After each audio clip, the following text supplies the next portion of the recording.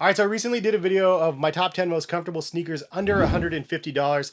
This was the one shoe that I featured on that list that I actually did not try yet, but I have a pair of them now. This is the Reebok FloatZig 1, and the box convertible looks like they shipped it in just a regular box, I think. Not super awesome there, but we don't really need the box anyway. But this is the Reebok FloatZig 1. They retail at $130, and this features the Floatride technology in the midsole, done in the shaping of the ZigTech technology, which are two proprietary technologies that Reebok has done. The ZigTech idea was always a solid one, but it was a firmer, denser foam and wasn't very soft and really good on feet. But the Floatride technology has been pretty good. It's like fused together TPU pellets, almost like Adidas Boost. But this thing is a combination of both. And I got to tell you guys, I actually really dig the end results, and I'm thankful to report back that this does equal one of the top 10 comfort shoes you can get for under $150. I was assuming it would be the case, and after wearing them for the last week, I can tell you guys that is the case. Now, there's definitely some pros and cons to this model, but let's go ahead and get into the review, and hopefully you guys enjoy. So as I mentioned, they're $130 at retail, and I would say that the fit is true to size. I got my 9.5, and it was the right choice. Reebok says, the FloatZig 1 provides comfort and support for all runners of all levels and abilities. Why choose between soft and springy, fast and smooth? Meet the new shape of running, the high energy return FloatZig 1. Designed to inspire everyone to lace up and go outside, these men's running shoes are built with premium lightweight foam technology in a geometry that enhances cushioning, energy return, and smooth transition to give a unique underfoot experience. They weigh 9.8 ounces in a size 9. The Floatride Energy Foam is what you have in here. It has a rubber outsole, as well as a 31 stack height and a 6 midsole drop. So that's what they say about the shoe. First impressions right out of the box, I like it. I think it looks cool.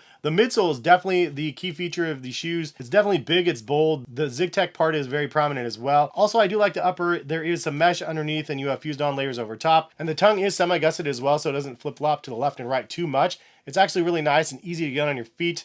Which is part of the reason why I wore these so much in the last week or so, is because I was just able to just slide my foot on, no hands, and go. I personally like that when I have that option, especially when I'm going in and out of the house on a regular basis now with 2 dogs and stuff. But the overall shape and the structure of the shoe, I think, is a really, really nice looking design. The colorway I got kind of has like a classic sort of Reebok look to it, in my opinion, so that's why I got this one. And then you do also have a full rubber outsole on the bottom, and then you have a nice amount of rubber traction on the outsole of the shoe as well. The width of the Floatride is also something to note. It's extremely wide. You definitely sit inside of all of that midsole foam, and it is really, really wide from the heel base as well as the forefoot. So a couple of the pros that I would mention. One, obviously I already said it, the price point, $130 is great. It's not a $150 shoe plus.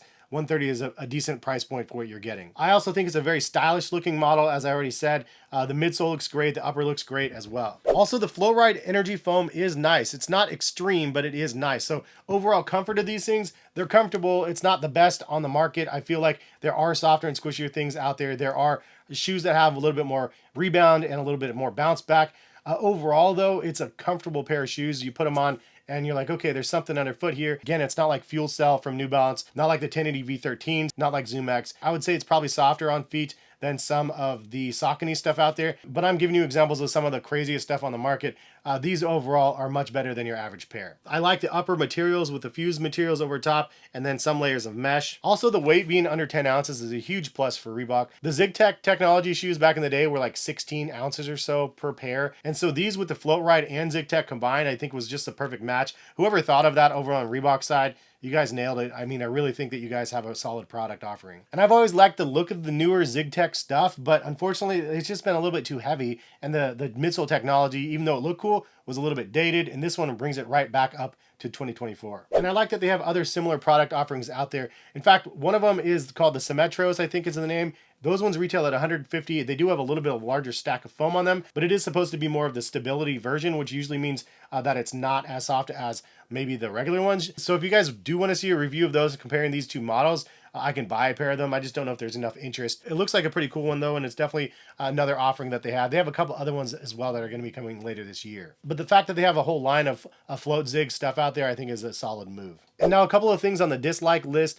The first one, I was actually surprised I didn't feel as much of the foam in the forefoot as I would have liked. Sometimes that happens where you feel a lot of heel strike and then you don't feel a lot of, anything up in the forefoot, and I didn't feel as much cushioning in the forefoot. There's other shoes out there that you can feel a lot of cushioning heel to toe. The 1080 V13s is primary example, one of my favorite ones, where it's like definitely some heel, definitely some forefoot. I didn't get that forefoot feel on these ones. Also, the gaps between the outsole and the midsole, I do like that because it does look like the ZigTech technology. Unfortunately, you can see through the outsole as well, and it literally gaps right through. And so if you wear these in certain conditions, sand and dirt and stuff, it will get lodged in between these columns pretty easily, and it will be pretty difficult to clean. So I'm throwing that out there as a disclaimer. I wore these to like the kids' baseball games and stuff, and walking the dogs and whatnot, and I did get things like sticks lodged in between the outsole and the midsole. Again, it's just because of the extra gaps that you could see through on the outsole that make it a little bit extra crazy. I think it would probably be better to just have like a full sheet of thinner rubber covering everything. Then you don't have all the gaps and stuff. That's just my personal observation after wearing them a bit casually. And the last thing worth mentioning, like if you ever wear your shoes without socks on, sometimes I do, I just throw them on and go on the backyard real quick. This is not a shoe that's very, very comfortable without socks on. There's a little bit of rough material on the inside that aggravated my foot.